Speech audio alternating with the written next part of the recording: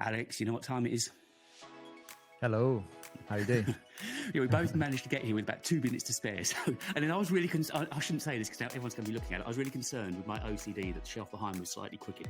And then, you know that terrible thing you do when you go and try and move the head on your tripod and it goes completely like this. And you think, why did I start? It was a fraction out. I shouldn't have bothered. No, so I think it's straight. Right. I think we're okay. I think we're okay. Looks fine. Yeah. The hair lights behind me. There we go. Anyways, so there's stuff to talk about, as there always is. Now, possibly more for you than me. So far, I've been a good boy, and I've only put the Samsung S24 Ultra in the basket. I keep going back to it every night and almost completing on it, but still haven't gone through with the £1,250 take from my account now, please, sir. But I'm tempted because they're giving you extra free storage at the moment, aren't they? They're doing 512 with the price of 256. Now, at the beginning, I don't know if this. I don't know if it's a thing that they do like at the beginning, or they always do it, because they offer the same thing on the S23 Ultra. So maybe it's just a way of saying you're saving money, but actually that's the standard. That's standard, yeah. So it was still, because I thought maybe it was just a pre-release, but it was still there when I looked last night. So anyway, enough of me prevaricating. You took delivery of yours on Thursday? No, that was Wednesday, I think. Yeah, Wednesday. So I've already been out and shooting and doing things with it. Yeah. So did you get it out of the box day one and start working with it? I saw you in London this week with it. Yeah, I went straight away to London. Spend all day today or working on it as well. Whenever I get 5 minutes, I do a few comparisons stuff. So yeah, actually just before this podcast, I was out recording a little bit. Yeah, it's non-stop now for a few weeks. There's quite a lot of work, not just on the English channel, but on the Brazilian channel as well. So both. As you can probably tell by my face, I'm knackered, and there'll be quite a lot of work this weekend as well to get things out on time. So what's your approach then? Are you trying to get videos out quickly? I mean, clearly you haven't had much time to spend with the device, have you? No, I think I've got a planned video as a first video, right, to go out, and I like to make those as useful as possible within the time. So rather than just me doing the boring, here's out of the box, comes with a cable, you know, I don't do that. I think I've done it once, maybe twice, and I never do unboxing. I record the unboxing, and I'll use it as B-roll sometimes, but I never actually spend time saying it comes with a cable, because by this time, you know, it's no surprise to anybody. So it's just useless information, in my opinion. Yeah. So I just go straight into, right, this is what it sounds like. This is what it looks like. These are the problems that I've already discovered. And go straight into that. Well, let's do a spoiler and go into some of those. So problems, have you come across any so far? Yeah, two. One potentially big, one kind of maybe I was unlucky. Or maybe both I'm unlucky. I don't know. Maybe I got something defective. But so the first one to talk about is the display. I would say that, you know, the new display on the Samsung is without a doubt the best display I've seen on a smartphone. So I'll just put that out there first. But they've put this new coating. I don't know if you've heard about this. Anti-reflective, isn't it? It's an anti-reflective coating. And the first thing I did, and I was like, oh, please, maybe it's just in the lighting, or but it was the first thing I noticed. It was like the colors are not on. They're not the same. So I went in the settings, you know, I kind of messed around with the settings there, kind of the saturation. The first things I do is, you know, is kind of move all my data around. But the first thing I do from a settings perspective is the display brightness and the color. Like as Samsung phones, particularly Samsung phones, have always been oversaturated to my taste. So I always go in there, and the S23 Ultra and the S22 Ultra did the same thing. I kind of tone it down a little bit. You can go in there, which is nice. You can't do that on the iPhone, but I was going to say, on Samsung, you can go in the colors and say, right, I want less red, less green, less blue, or whatever. So I do that. Not a lot, but I tone it down a little bit, because grass is not that green, Samsung, and the skies are blue, but not that blue. You know, so you turn it down a bit to get closer to a natural look when you're looking at photos and stuff. But this time, I don't know, the coating is fantastic. It's doing its job, and they claim 75% glare reduction compared to what, first of all, and, you know, and I don't know, to my eyes, it's a massive reduction. I don't know if it's 75% reduction, right? And I've got lots of windows here, so it's easy for me to test that aspect. Yeah, yeah. But the counter to that is, I think that came at an expense of color accuracy or color vibrancy. It's just not as vibrant. So reds are looking a bit like almost pink. I'm exaggerating a little bit, but it's a little bit muted and a bit, yeah. Thing is, that's mostly on, I'm noticing this mostly on UI and only when I put it side by side. If I'm only using the S24 Ultra, it becomes natural. I don't actually notice. But because I'm using, as a comparison, and I've been using the S23 Ultra for a year, it's very noticeable. There's definitely a difference. And now I've got some thoughts, and we can talk about this throughout the episode. But I think I'm not sure if I'm more annoyed with Samsung for not being clear about this, or with reviewers. Because after I wrote my review, and I've just recorded it earlier today, I went and watched a few videos and said, has anyone else seen this stuff? And from what I can tell, I mean, I find it impossible for them not to have seen it. Like people like Marquez and Aaron. Because obviously you got the two side by side, so you can tell from the 23 to the 24. It's so obvious, and Daniel as well, by the way. So it's kind of there's big channels and small channels. I think they all receive their devices. So I'm going to ask Daniel.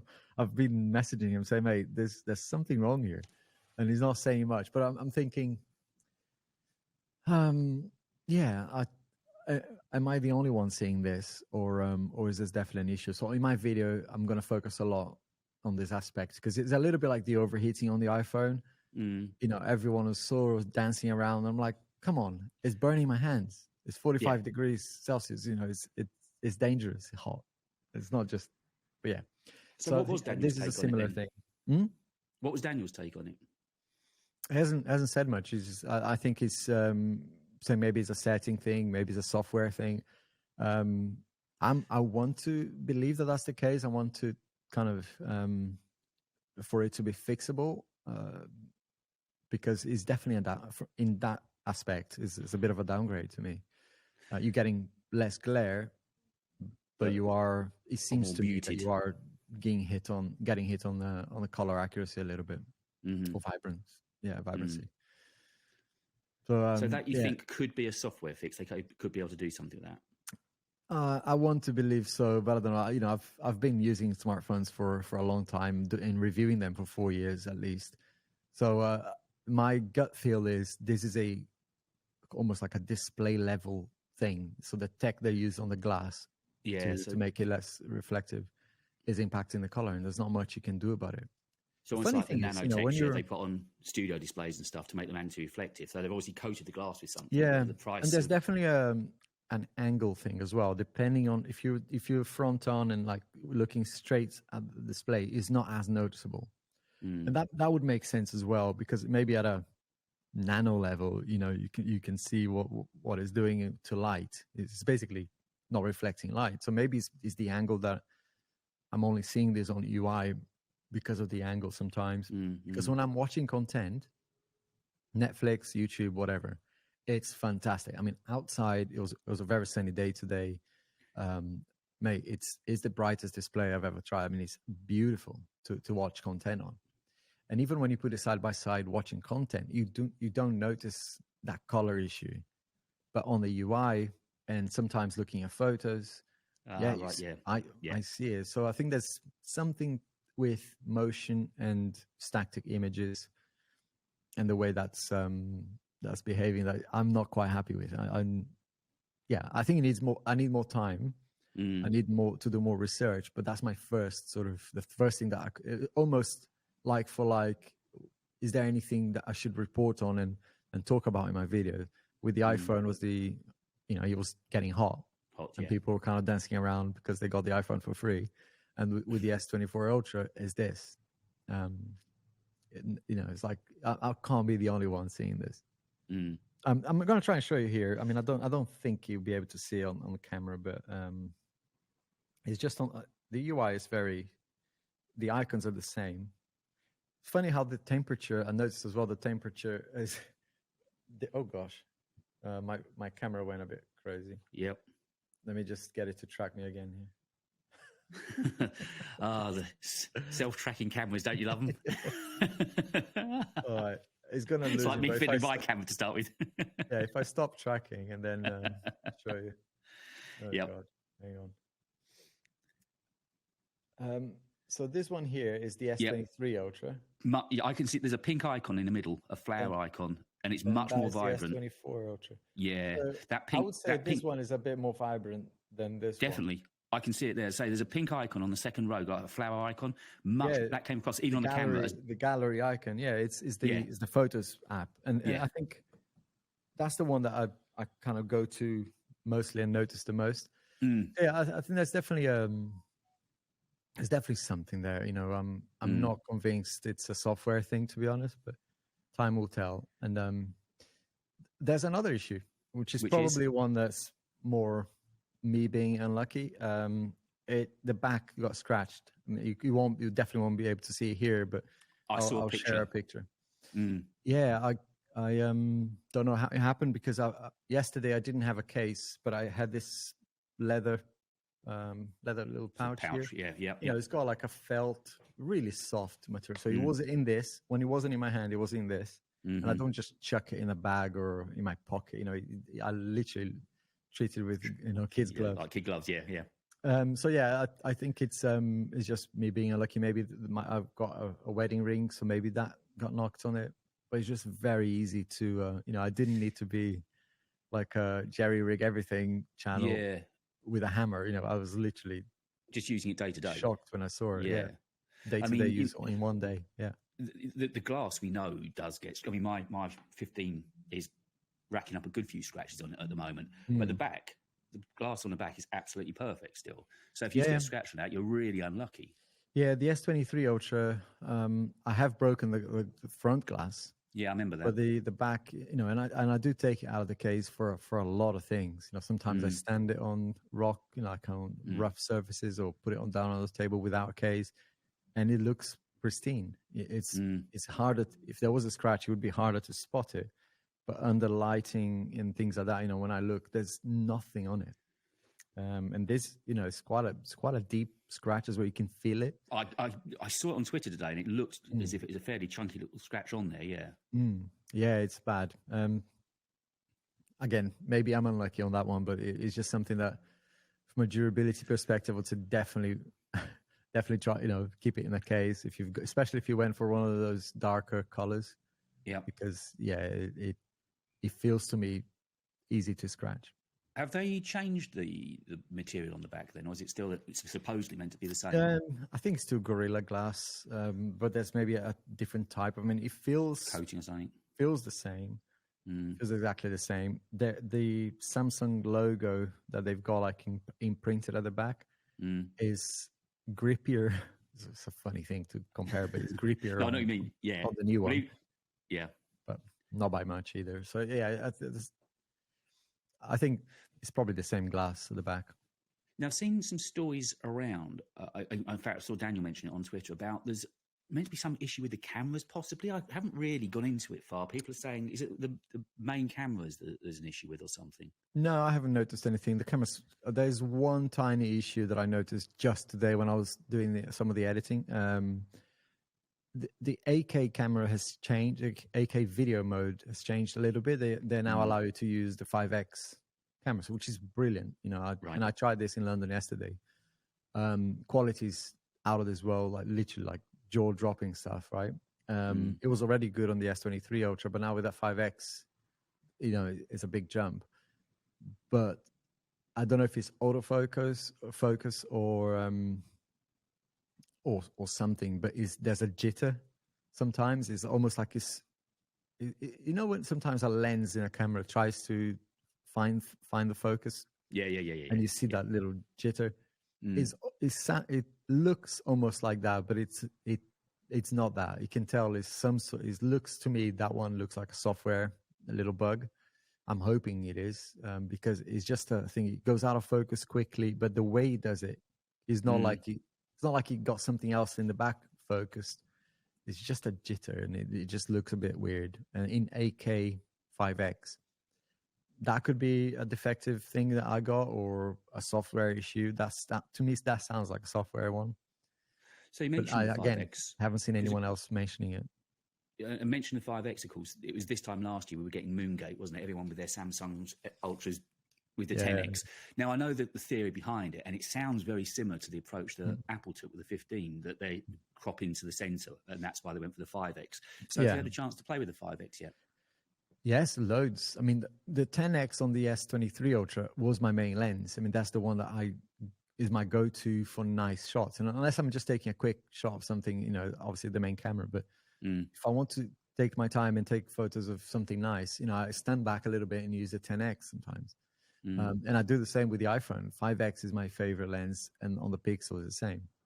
So with this, yesterday was one of the things that I was trying the most, kind of comparing the S23 Ultra against the S24 Ultra. And I haven't seen any reviews on this. This is just what I'm finding, right?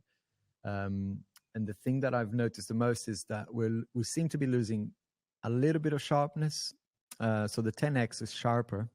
So if I take a photo, I went to Carnaby Street in London, and there's lots of pretty lights and different things. Yeah, I know it well. Yeah. So, and you can tell me there's this one shot that I was like, that's the clear differentiator for me. You know, right at the back in the building, you can see the bricks and the texture of the bricks in the building. You know, and this is before you get to the building. You get lights, different colors, lots of things going on in the picture. To still see the texture on the bricks is pretty impressive. The 10X on the S24 Ultra, you get probably a better exposure, like more is more vibrant, but the texture at the last thing in the picture, of the things that's the furthest away where I was focusing on, it's not there.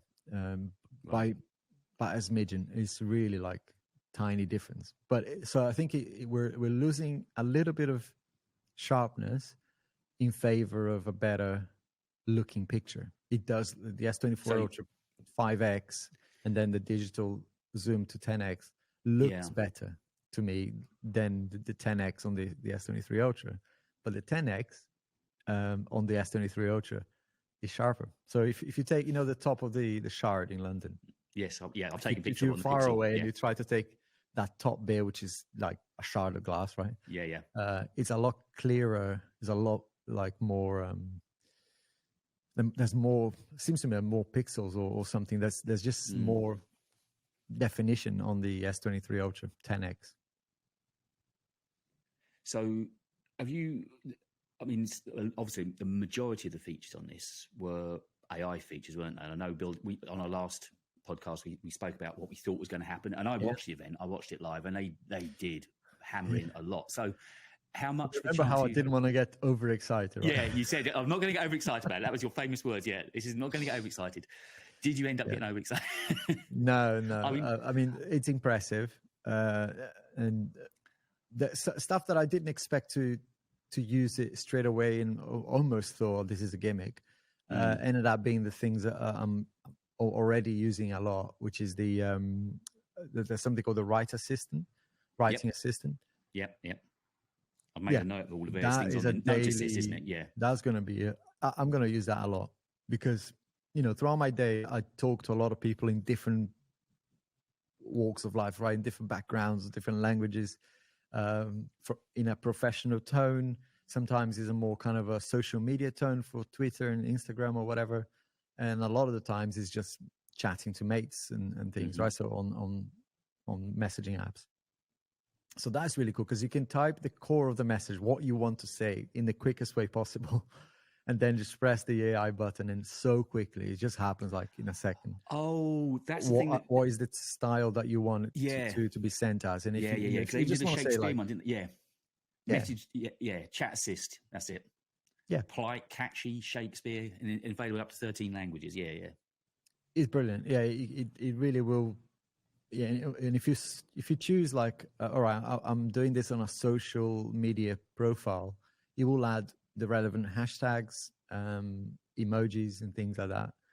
You know, not to mention the translation that you can do as well. So it will translate to anything, and yeah, it's brilliant. What kind of annoys me, and that's what I said before the phone even came out, was I don't buy the fact that they're saying that this is a processor-bound feature. It's okay, because this new Snapdragon 8 Gen 3 has got all these AI features. Like, come on, this is clever. Yeah. But it doesn't feel to me, that feels like an app that anyone could write to do that. So I'm a little bit skeptical on the processor being the sole responsible for this feature. The other features, like the generative AI on photos, yes, that I can see being a processor heavy stuff, because you are selecting. I mean, we could do this before, and other phones can do it with the magic eraser on the Pixel, for example, or other Android phones. But they definitely made something. I mean, I tried this last year a lot on the S24 Ultra, so I know what the artifacts will be once you remove something from a picture, what the background will look like. So they kind of tried to make it up, and it's just a smudge. Now it's like they're actually properly replacing the background. I mean, I was in the Horse Guards parade, and there's this person photobombing this beautiful photo of a horse that I get, it's like, I don't want this person here, just select it and remove it. And it's almost like, that picture was so never taken. Actually looking for it.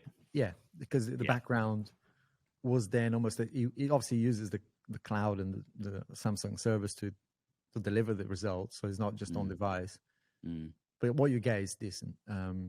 If you try too much, I mean, I did try to push it and say, right, let's select a few things on the photo, so not just one person, but maybe five people in front of a bus and whatever. So it did get confusing. The result wasn't great. It couldn't recognize, for example, that there was a double-decker bus behind 5 people. So I think if you do it with patience and maybe using the S Pen as well to help you select stuff, you will get decent results. But if you try too much, like anything, right, there's a limit to these things. But that is impressive, and it's definitely not a gimmick. Whereas the circle to search, I was just going to ask. That was the next question I was going to ask you about. Yeah, that's just come to Pixel today. Did you hear? To see, you could see it coming, right? I didn't see that, but I could. Yeah, because Pixel just released their mint green or something, and there's been a feature drop, and the headline feature drop 1 week after Unpacked circle to search. That is annoying for a lot of people who. But I'm glad I didn't kind of got too excited about that one, because you can see it. It's like, what stops other people doing it? It's a Google feature anyway. Collaboration with Google apparently, but it's just I can see it's one of those things. You remember when cinematic mode came out on the iPhone, and we're all like, "Oh my god!" Because obviously we've seen what Apple did in marketing. Yeah.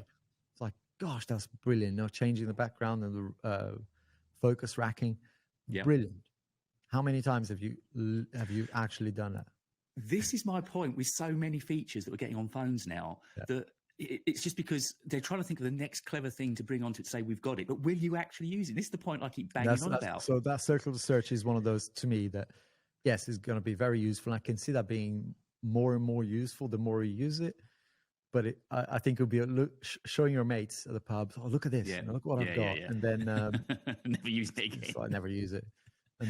But there will be that one time. It's almost like the 10x zoom. There will be that one time in a year, maybe twice in a year, that you see something. It's like, oh my god, what is that? What's that pair of shoes? What is that bag, or what is that product? You take a quick snap and you search for it, and you will like, oh my gosh, I'm so glad I've got this feature.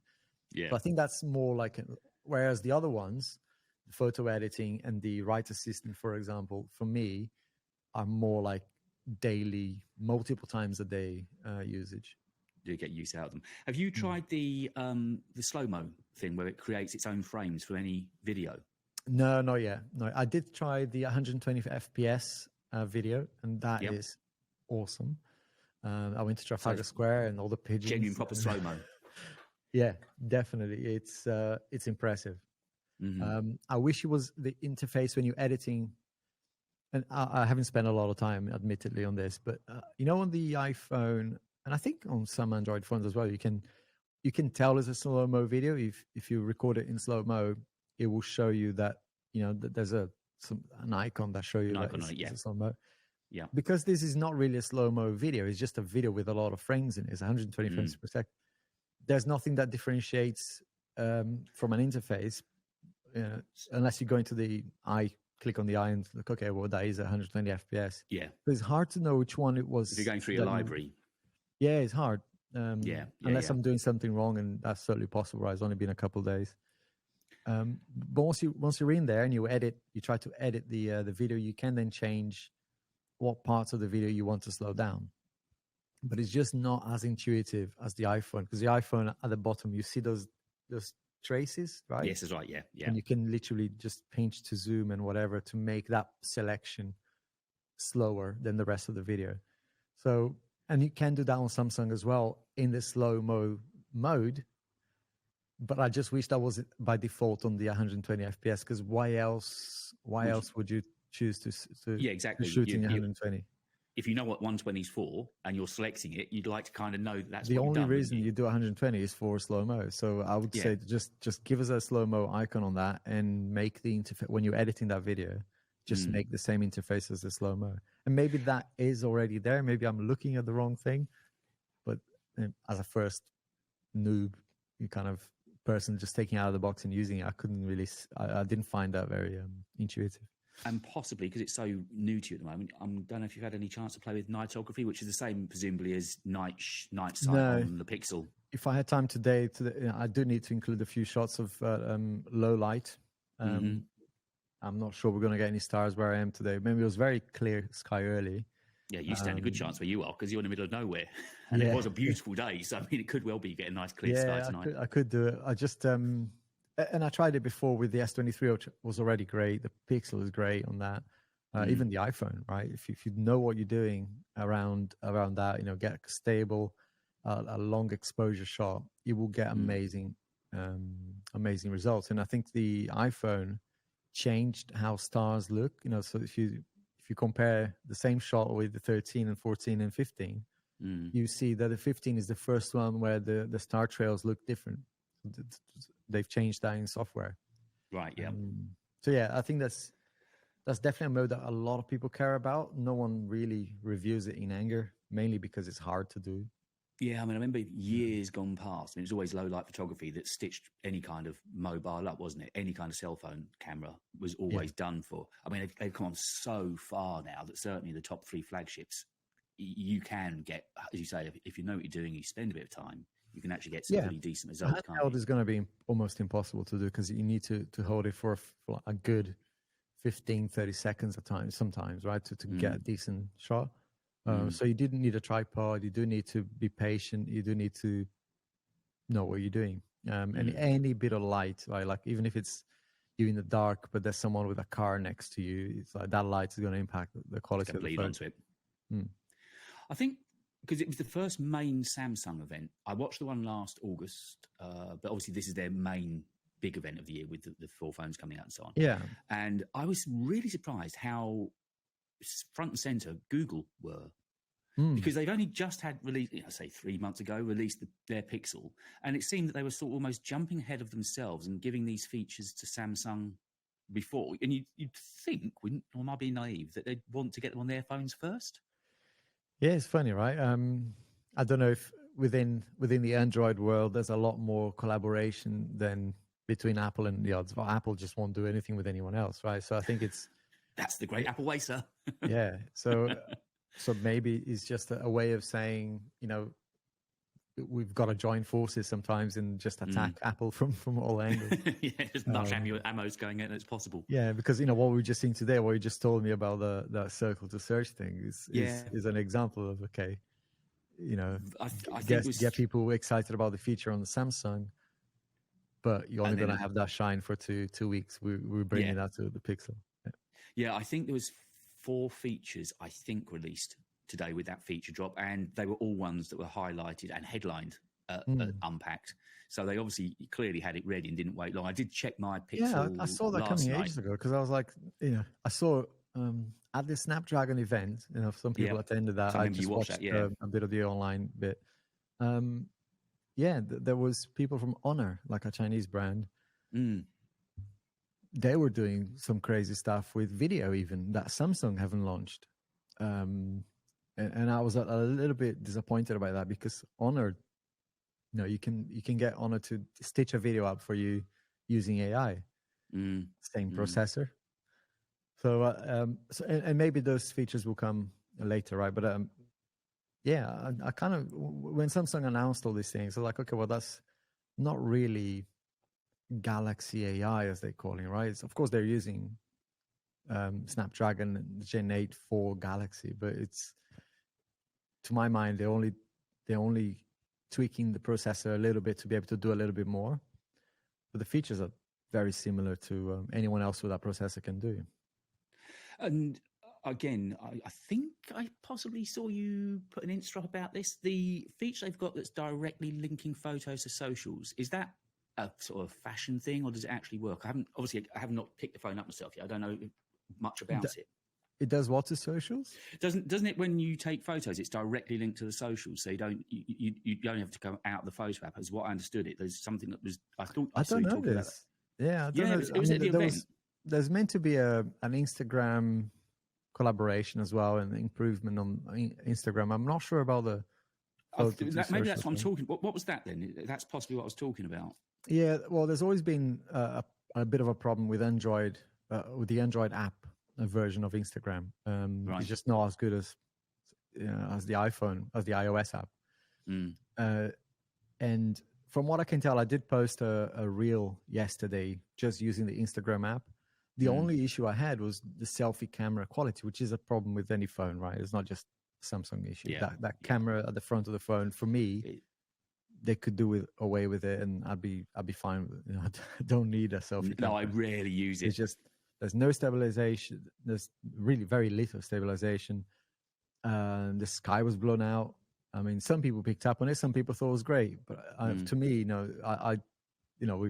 we do a lot of videos every day, right? So we kind of, we know when a video doesn't look quite right. And like right now, I've got flickering lights in this camera, which I'm not happy about. But I'm testing a new camera. Well, I was going to say, what camera are you on? This is a different camera. OBSBot tail layer, it's called. It's brilliant for certain things.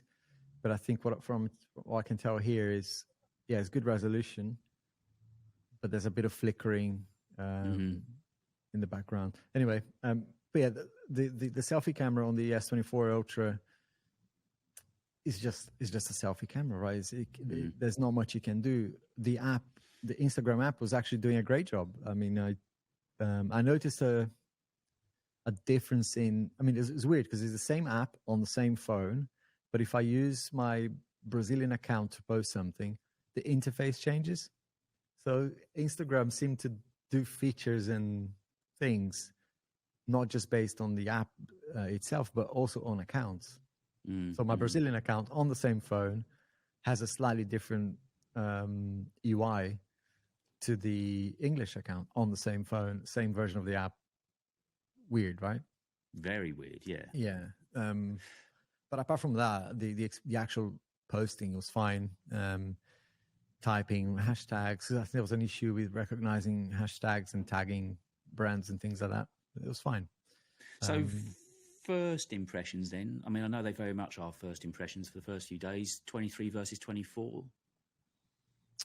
Right now, for someone who is on the fence about upgrading, so let's say you're someone who's got either a very old iPhone, like a iPhone 11, 12, and you want to try a new Samsung, I would probably say go to the S23, because you would get 90% of the upgrades that you care about. As we've just seen today, some of these are likely to come to the S23 anyway, because their software. Yeah, I mean, I maybe not. Maybe they won't do that, but I find it difficult to believe that. The other one is someone who's got maybe an S21, even an S22, and want to upgrade, and they don't need, for example, those AI features, and probably not care about the 8K 5X. Then the S23 Ultra to me is still a bargain and an amazing. I mean, it's probably going to be the best cost benefit phone for a while because of how much you get. I mean, they really nailed it last year. So it was always going to be tough to improve on that. Carry on that, yeah.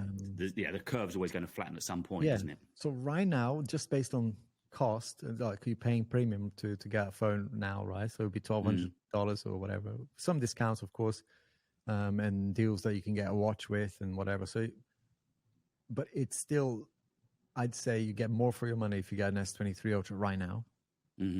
That would be my gut feel right now. I mean, there's no glaring obvious reason why to. Plus, they look exactly. I mean, I sometimes, I was using the S Pen on both yesterday, and I was like trying to put the S Pen back in one when it was on the other. I literally couldn't tell the difference, even though the screen is. I've got to say, that is one thing I am really keen to try out is the S Pen, because I've never obviously used a pen on a smartphone, and that looks like it could be particularly for any kind of photo editing and stuff.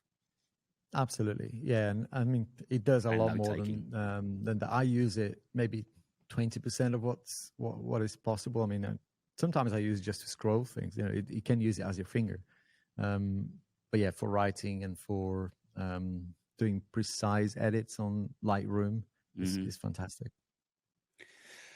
So I'm still trying to decide. I haven't spoken to you tonight. I'm thinking, maybe it is worth picking up and looking at.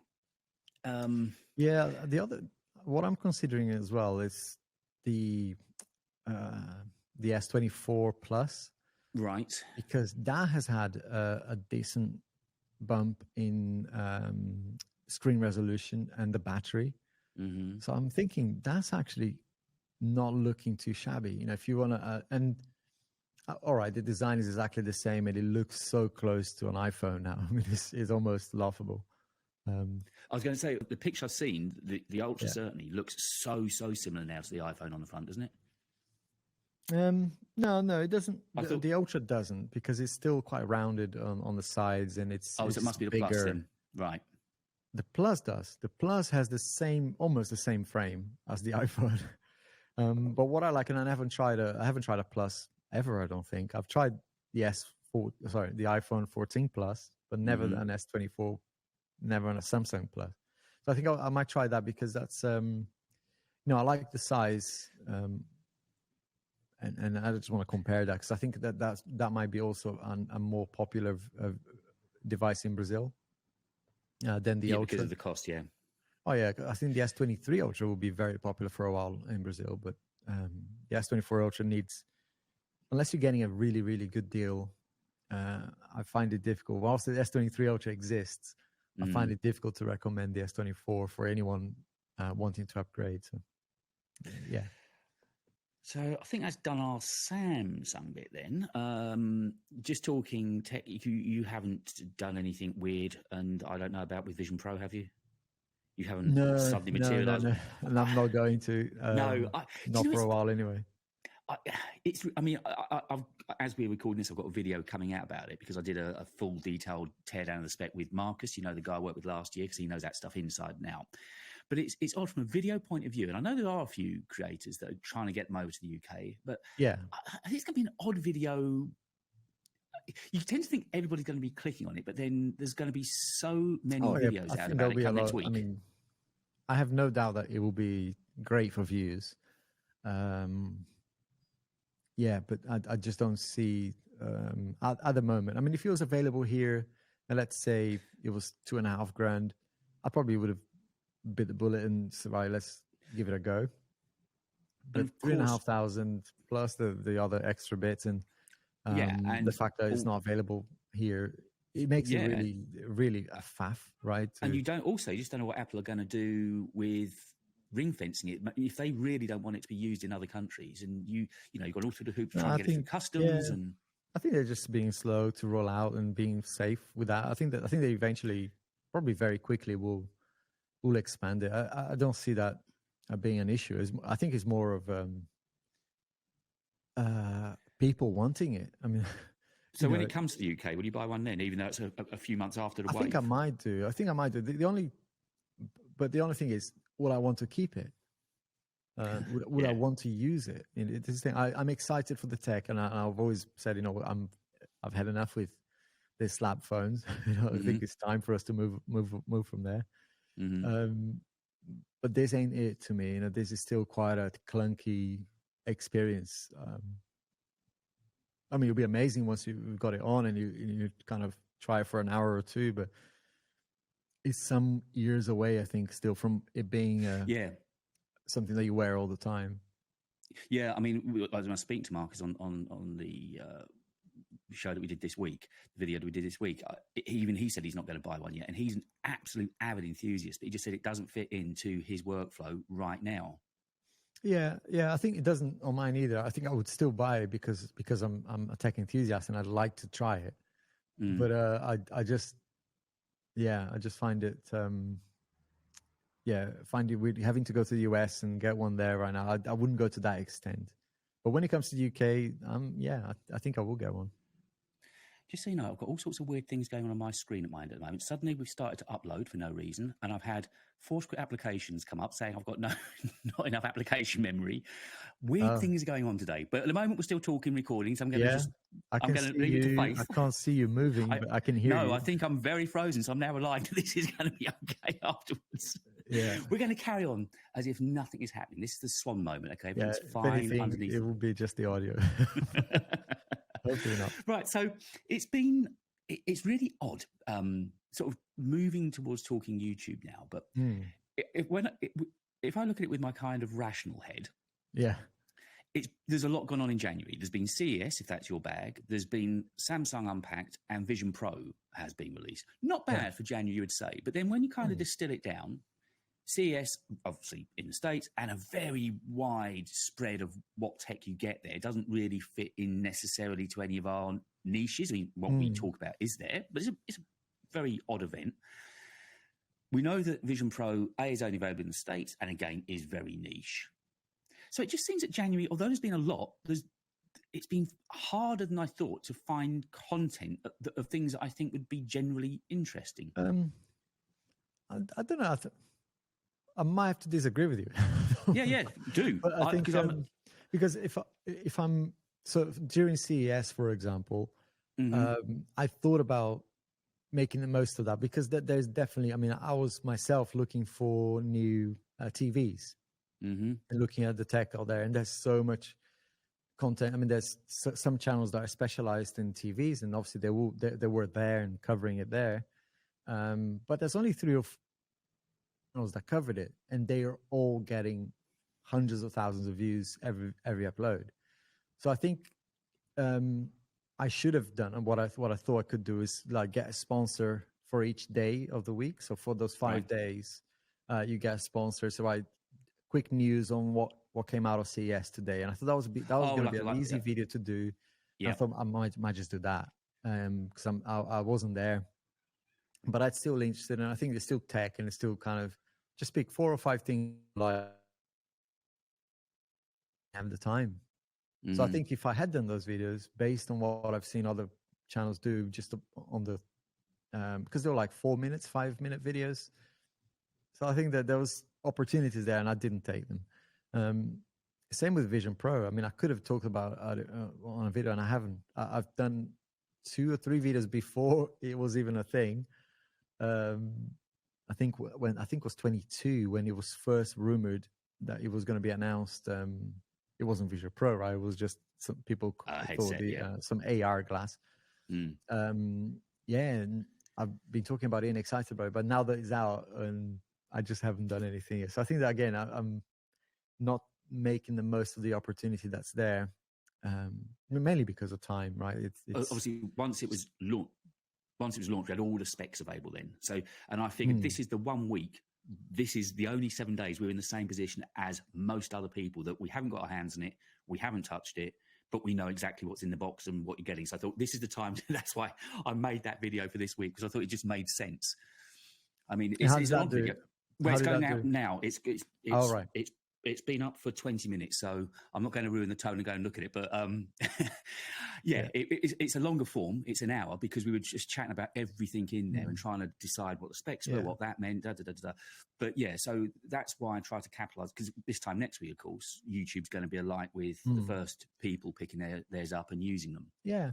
So I think this January is been fine from a tech. There's definitely enough content. I mean, I didn't capitalize on any of it. I mean, I did one video about the S24 Ultra, I think on just before Unpacked, and that did really well on both channels.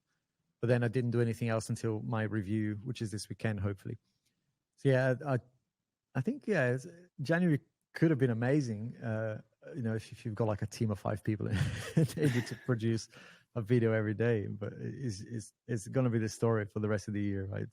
There's enough stuff there. It's just time. I've also, and we briefly spoke about before we start recording, that a lot of the creators that I watch, it just seems that YouTube is just generally slower in the first few weeks of this month. Everyone just seems a little bit slow in either uploading or coming to life again. I think, you know, McKinnon was 2.5, 3 weeks in before he released his first video of the year. And, you know, I've just seen that kind of pattern. It just seems like it's still stuttering to life. You know, that real buzz isn't there yet. Yeah, I don't know. To be honest, I've been so focused on my own things. I've not really had time to see what other people are doing. It's just crazy. Yeah, even my my social little chats. I barely have 5 minutes these days to kind of go in there and just, you know, chew the fat on stuff. Yeah, it's just I can't tell because I'm in my own little world and it's just crazy right now. But yeah, it's just my other business as well is just kicking off big time. So I think I can't tell, but I believe you. Yeah, January can be slower. And I've seen people leaving YouTube as well. There's a few big creators like giving up or stopping for a bit, and not just in the tech space, right, but in other areas. No, across it all. Yeah, there has been a lot. And Matti Hapuya. Matty's he's Hapuya. He's decided to go, and there's a scientist. I've forgotten his name. I want to call him Tom, but he's not. But there's a scientist I know who you mean. It's been like 15 years on YouTube. And he's taken a break. And there's a lot of people pulling out. So I don't know if it's a burnout thing. And you can understand that. I mean, it's a great thing to be involved with, and it's a fantastic thing to be doing. But equally, it does bring its pressures, if that's not sounding too precious, with it, doesn't it? Finding the content, writing it, scripting it, editing it, getting it uploaded, and all the things that go on in the background. It brings its own. Yeah, I think it's fair enough. Those guys were day in, day out, right, working on this and for years.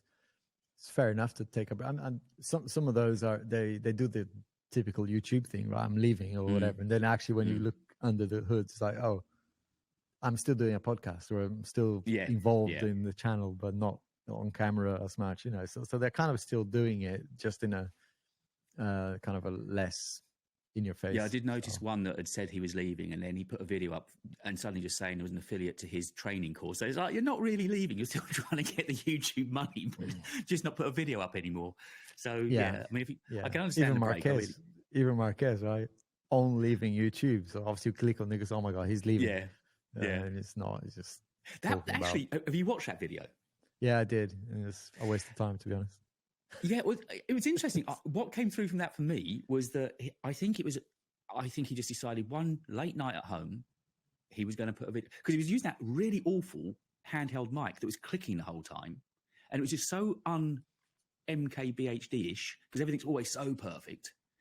And I just think he thought, well, I'm the boss. I don't need the team. I'm going to make a video tonight, and I'm going to put a video up. Yeah. And I think the message was fine, and it was all kind of true. I mean, I agreed with most of the things he said in there, but it was not. It didn't need to make that video. That could have been a tweet. Yeah, and it was a long video as well. It was about 20 minutes, wasn't it? Yeah, it was a long old video. And he was mostly talking about other people and why they're doing it rather than his own. Yeah, he's not slowing down, and he's just saying that if he does get busy, try cutting an arm off or something. And this octopus. Yeah, the octopus thing. Yeah, it's like, okay, there's nothing new in there, right? But and you said that you sort of found YouTube a bit up and downish when we were speaking on the last pod. You said that for yourself, I'm talking about. Yeah, and I think, and I still that way from it, and it's totally, I can pinpoint why.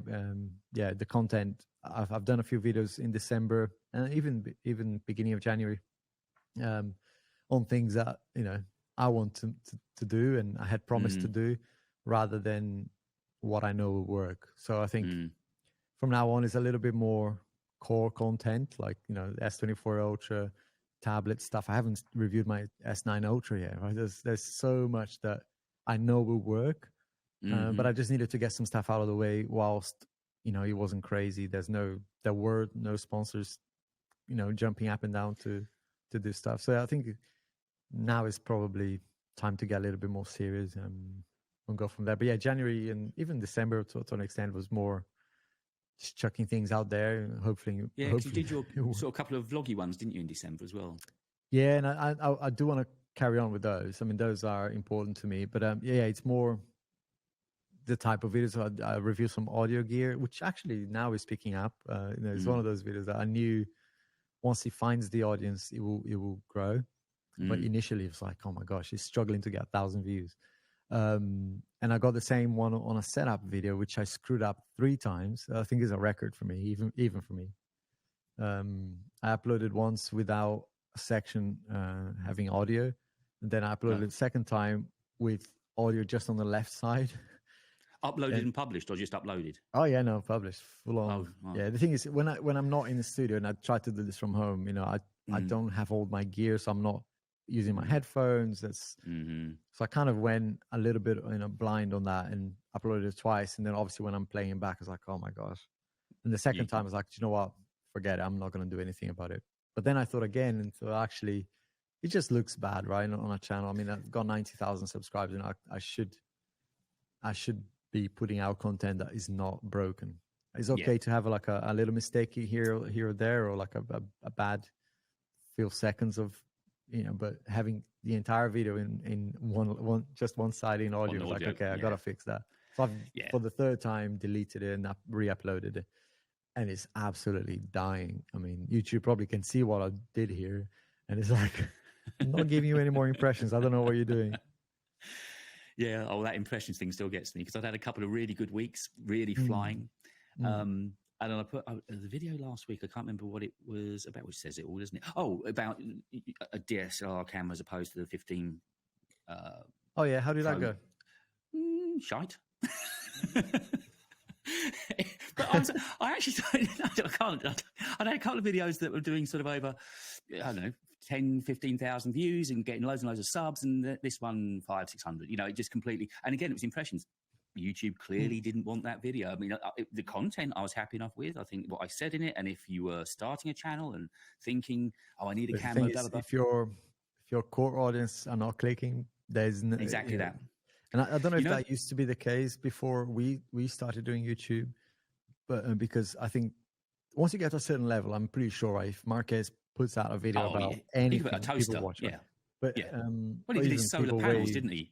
And people watch a video, a half an hour video about solar panels. Yeah, I follow a few other YouTubers in different sort of non-tech channels, and they sometimes, there's a guy who's a gamer, and all he does is gaming content. And one day he puts out of him going around the golf course, and still gets the same amount of views. Yeah, because people go there for him. Yeah, I'm not at that level. You're probably not at that level yet. Oh, so God, I think, we've got to focus on what our audience wants to click on. It's funny because that you're kind of guaranteed views on Samsung. It Pretty seems much, if I make a video on an iMac at the moment, iMac or Studio Display, I'll get views. But I've kind of pimped the Studio Display as much as I can. I think I've made 3 or 4 videos about it, and they've all done well for me. But I can't make another video about it. Yeah, I was just talking to this week to another creator about this, and he was the same thing. Like, he was kind of scared of being put in a box. I've got a handful of those boxes. So I've got like a smartwatch one. If I do a smartwatch video, they don't usually start well, but they always end up doing well. Whether it's a Garmin watch or the Apple Watch, it will do well. Same with MacBooks. If I do a video on MacBook, it's not going to be a banger straight away, but they all do over time. They do well. But the minute I do like a desk setup, which I love doing, it's going to die this. YouTube like that. No. And to be fair, I don't think I've mastered the art of it. Sometimes I think I've put too many products in there, and it just ends up being like a salesy type video. So I'm aware of that. I think sometimes you got to find the balance of. Otherwise, you just sound like a snake oil Yeah, yes, You don't wanna, yeah, I know. No, you know, I hate that, and I think sometimes my videos might sound like that. It's just every single minute is a product that you're trying to sell, rather than it being about your setup.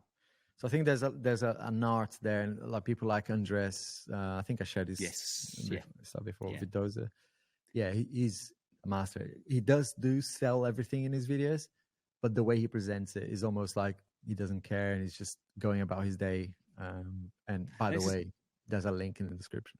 And it's the same with any kind of niche you get into, though, that there is an art to it. You know, we might making a video about a phone look reasonably easy, and if somebody from outside of what we do came to it, it'd be fingers and thumbs, and it would look an absolute shambles. So you kind of do get used to making your runway look neat, don't you?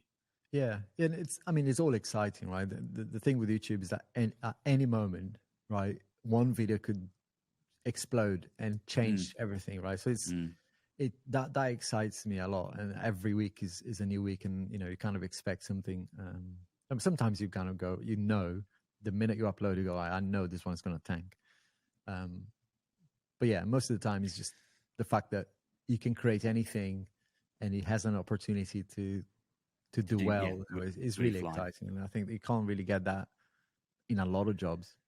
So no, and that is the buzz of this. Absolutely. I mean, that weekly kind of treadmill where you go through once you've uploaded, and waiting back and having a look in the studio, and it's a rush and adrenaline high, all of those things, and it can kick you in the nuts as well. It does it all, but it's part of the fun and the passion.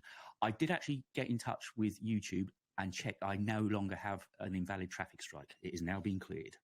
Okay. So my lack of earnings are just down to why it was there in the first place? No, of course not. Yeah. I began to say, do you know what video it came from, or do you know why it's here? And they said, no, it's issues. We can give you some help page. I said, well, okay, let's dance around that. Is it still in place or not? And he went away, and 10 minutes later came back on the chat and said, no, you're free of invalid traffic strike. So yeah. I had another creator reach out this week. I mean, I won't mention his name because I'm not sure if he wants me to share this. But yeah, just to give you an idea, he was in Apple Park more than once in the last year. So big creator, and yeah, he's got hit by this, and he was reaching out saying, "Do you know what's going on?" I said, "Well, first thing is contact YouTube, right? Yep. But I expect nothing, because they've been very cagey about the whole thing. Even the support account on Twitter, right? They're not really sharing anything. We're finding out it's the same support documents. Yeah, exactly. All the time. So there's some conspiracy theories out there, right? That we watch, and YouTube messing up with AdSense and well, not AdSense, but ads. The revenue from the advertisers and how they're using it. Where they're placing the ads on devices that don't work. So obviously the sponsors were like, what's going on here? And maybe it's a way of recouping that they are hitting the creators. That's just a theory. But there's also some technical things that could be happening, right? So they have changed the way ads are displayed. If you look now on how many ads are placed on your videos, you notice that there's more ads, different ads. So they've made big changes on this thing in the last year. So it's kind of natural to start seeing some hiccups. But I'm glad I haven't yet been hit by this, because I don't know, I'll go mad if. I might be wrong, but I think Nick Nimmin got hit with it this week. I think I saw on Twitter that he got hit by it. That's a big channel as well. Yeah. And it's almost like there's a setting in there that someone shared that not to allow people to advertise your videos. I tried it, made no difference. But the most frustrating thing that I found was just not knowing. They tell you when you're being hit, but they don't tell you that you're cleared. And so that's why I thought, I'll try this support, the live chat thing. And it did actually work. It took only about half an hour, and he did come back and said, no, you're clear of it. Okay, at least they tell you now that, Yeah, and I think I was cleared of it. I think he said at the end of November or something. So it hung around for about 3 months. But there's no, by the way, here's how to avoid it. Or no. This was the video that caused it. It could happen again. That's the transparency issue, right? For me, that's like, come on, just tell us why. What is happening? Where is happening? What video is it? Because that's the thing. I think it's If it was a malicious. If it's a malicious thing that someone sent a bot to your channel or whatever, or a advertiser that issue you had looked at a video that we've had that issue before, right? A video is not performing well, and someone will go and send fake views to it. Bot it, and you want to know, because I delete that video straight away. Yeah, exactly that. Yeah, No, there's no rhyme or reason. It could happen again. And I mean, I'm not big now, but I was teeny tiny when it happened. Probably only about 1,000 subs, and I got hit. So you know, there's no discrimination at all. I'm sure he's nicknaming, which is going to make it, because he does his live streams every week, and it's going to make a massive difference to his revenue. Huge. It's almost bad to say this, right? But you'd want it to happen to a massive channel. It needs to. Someone needs to. Aaron or Marquez, yeah. You know, it needs to happen to one of those big ones. Yeah, Jerry for Reed it to be public, and then YouTube would probably do something. Take notice, because then there'd be a video out. Or imagine Mr. Beast, right? If he posted a tweet the other day, it's like, I made 250K on Twitter. This. Yeah, it's like one tweet. He just did it for fun, didn't he? To see what the advertisers would get, what Revit would get. I saw that. I know he's giving it away, but he's giving it away to 25,000 to 10 people or something. I retweeted it together. And there was also some controversy on Twitter. I mean, I haven't really been following it, but I know in the noise that we get in our community about people buying their Vision Pro and asking for viewers to fund it or something. Yes. Yeah, so I know exactly who it was. Yeah. I don't have any thoughts on this. I just think it's, you know, each to their own. But I'd find it myself very difficult to say, hey, guys, I want a new toy. Can you buy it for me? I found it distasteful. I really did. I'm sure there's another side to the coin, isn't it, always? But basically, he was saying, look, I want to buy this to make videos for you, but I need help buying it. And can you, help? And it's, mate, you're in the game. You know what you're doing. You know you're going to get views in it or not. And if you get good rev on it, you're going to make your money back very quickly. I think to ask for people to bankroll him was just a little bit distasteful. Yeah. Yeah, it's a strange one. I think for me, it's more of a, and again, people are different, right? People have different opinions and different approaches to things. I wouldn't do it. But it's just, I'd have to, for me, I'd have kind of think, who would I rather people help? Would I say go help this person who needs something for their studies, or would I ask them to help me buy a shiny new toy? I just think that there are other things in the world that need help, that people that actually genuinely need that money. Yeah, people are struggling to put food in their mouths and give a roof over their heads or send the kids to school. Yeah. And I've seen like very young creators do this, and I kind of almost understand that, because it's like, okay, you literally have no income.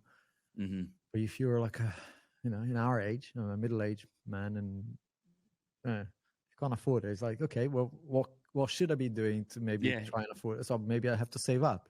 Yeah, exactly. Like everybody else, right? It's like, I don't have $4,000 lying around. You got to save up and get it. It's like, anyway. And I would imagine anyway that he's a big enough creator. I'd imagine he'd get sponsors to cover it. But so that's not the case.